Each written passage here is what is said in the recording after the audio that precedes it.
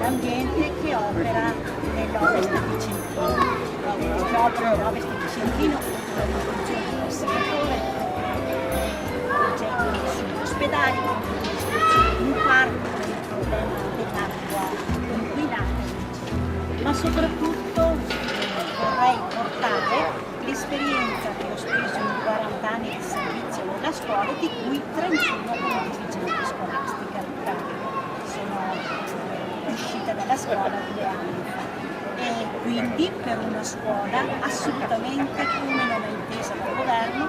una scuola pubblica, laica, solidale, cooperativa, democratica e quindi inclusiva,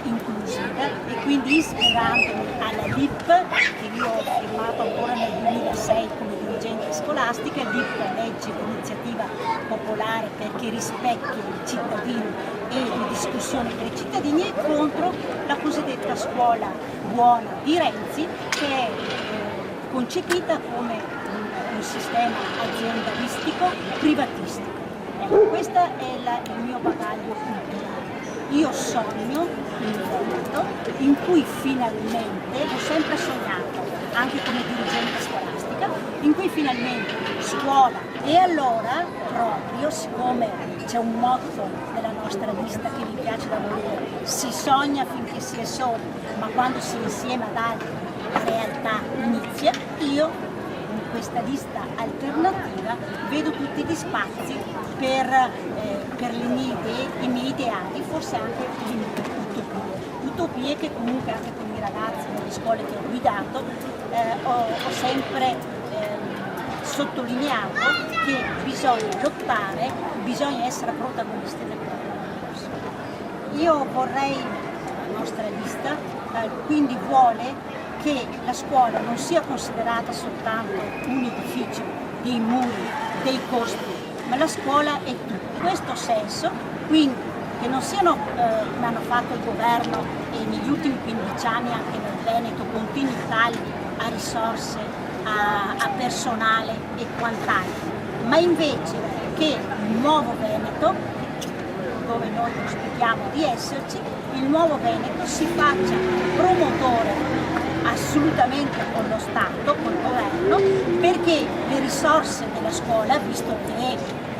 la scuola è da considerarsi appunto un bene, le risorse della scuola siano staccate dal patto di stabilizzazione della scuola da 0 ai 6 anni,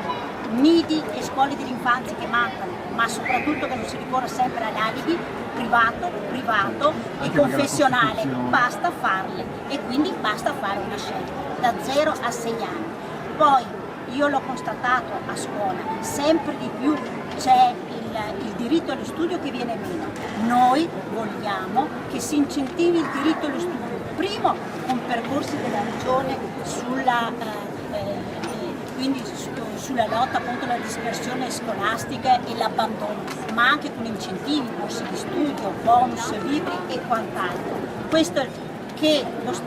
la regione metta a sicurezza tutti i propri edifici. Si continua a parlare, poi crollano i muri e allora se ne riparla, invece bisogna farlo. Poi un altro tema caldo, non solo la formazione soprattutto per l'istituto professionale che sta veramente adesso